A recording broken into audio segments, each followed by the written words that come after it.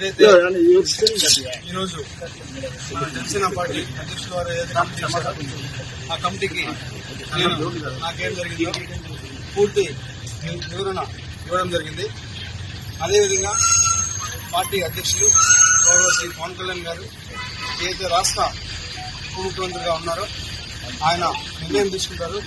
ఆయన నిర్ణయం తీసుకున్న తర్వాత నేను మళ్ళీ మరొకమారి ప్రెస్ మీట్ పెట్టి ఇంకా పూర్తిగా అని చెప్పి మీడియా మిత్రులందరికీ తెలియజేస్తాను. మీ మీద ఒక కేసు నమోదు తెలుసుకుంటారు. ఇప్పుడు కావచ్చు, ముందు కావచ్చు,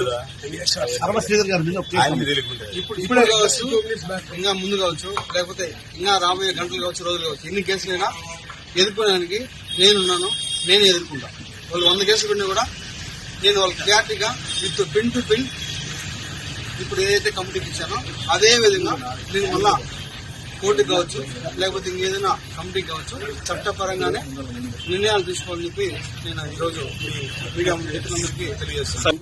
నాకు ఎవరైతే ఆ వ్యక్తికి జరిగిందో పూర్తిగా ఇది వ్యక్తిగత విషయం. దయచేసి ఎవరు కూడా పార్టీలకి రుద్దొద్దు.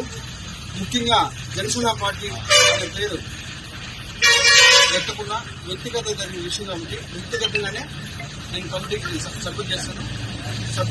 కమిటీ ఏదైతే మన పార్టీ చెప్తారో అదేవిధంగా పార్టీ కూడా నాకు చెప్తారో ఆ చెప్పిన తర్వాతే నేను ముందుకెళ్తాను. ఎందుకు కాంట్రవర్సీ చేస్తున్నారు మీరు? ఎంత కాంట్రవర్సీ చేస్తున్నారు? సార్ ఆయన మళ్ళీ రెగ్యులర్ గా ఎప్పుడు చెప్పండి. ఎప్పుడైతే కమిటీ నుంచి పార్టీ నుంచి ఆదేశాలు వస్తాయో మరి అప్పుడే నేను ప్రజల్లోకి వస్తాను. సార్ మీ అసెంబ్లీ వీడియో నిజమా కాదా? అసెంబ్లీ వీడియో నిజమా కాదని మీరు చూశారు. దానికి కూడా నేను కమిటీకి ఒక క్లారిటీ ఇచ్చాను. ప్రూఫ్స్ కూడా సబ్మిట్ చేశాను. కమిటీ ఏదైతే డెసిషన్ తీసుకున్న తర్వాత మళ్ళీ నేను ఒకసారి ప్రెస్ మీట్ పెట్టి ప్రతి ఒక్క మీడియా మిత్రుడికి నేను విడమర్చి విత్ ప్రూఫ్స్ తో కూడా మళ్ళీ సబ్మిట్ చేస్తాను.